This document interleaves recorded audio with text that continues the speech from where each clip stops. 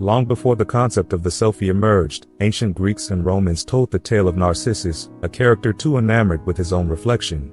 According to one version of the myth, Narcissus was a handsome young man searching for love.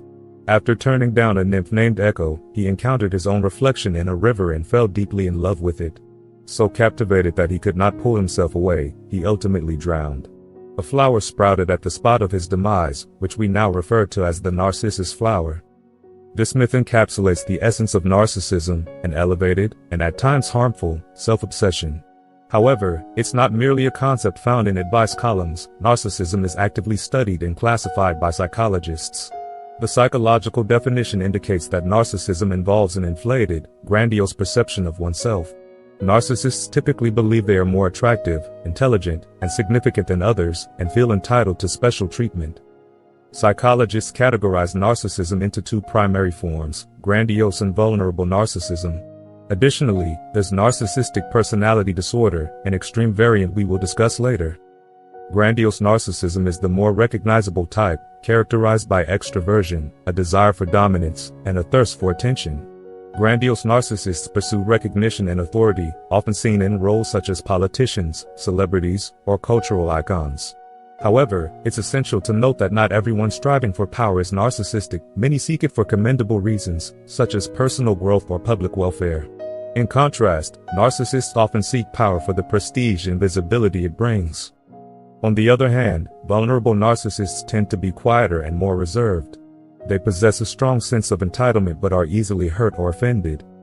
Regardless of the type, the negative consequences of narcissism typically manifest over the long haul. Narcissists often behave selfishly, making unethical or risky choices as leaders or being dishonest in relationships. When their inflated self-image is challenged, they may respond with hostility or resentment.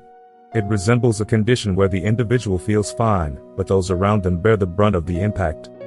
At its most severe, this behavior is categorized as narcissistic personality disorder, which affects approximately 1 to 2% of the population, with a higher prevalence in men. This diagnosis is primarily assigned to adults, as self-centered behavior in younger individuals, particularly children, may simply be part of normal growth and development. According to the 5th edition of the American Psychiatric Association's Diagnostic and Statistical Manual, several traits identify narcissistic personality disorder, including an inflated self-view, empathy issues, entitlement, and a craving for admiration or attention. What distinguishes these traits as a genuine personality disorder is their ability to overwhelm people's lives and create significant issues. Consider the scenario where an individual prioritizes their need for attention over their spouse's or children's well-being, or where they reject constructive feedback in favor of dismissing those attempting to assist them. So, what leads to narcissism? Twin studies suggest a strong genetic influence, although the specific genes remain unidentified.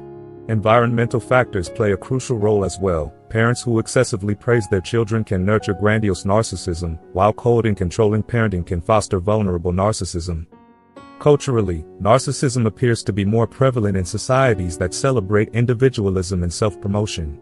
In the United States, for instance, the incidence of narcissism has been increasing since the 1970s, a shift attributed to the transition from the communal ethos of the 1960s to the rise of the self-esteem movement and materialism. Recently, social media has expanded avenues for self-promotion. However, there's no definitive proof that social media causes narcissism. Rather, it offers narcissists a platform to pursue social validation and attention.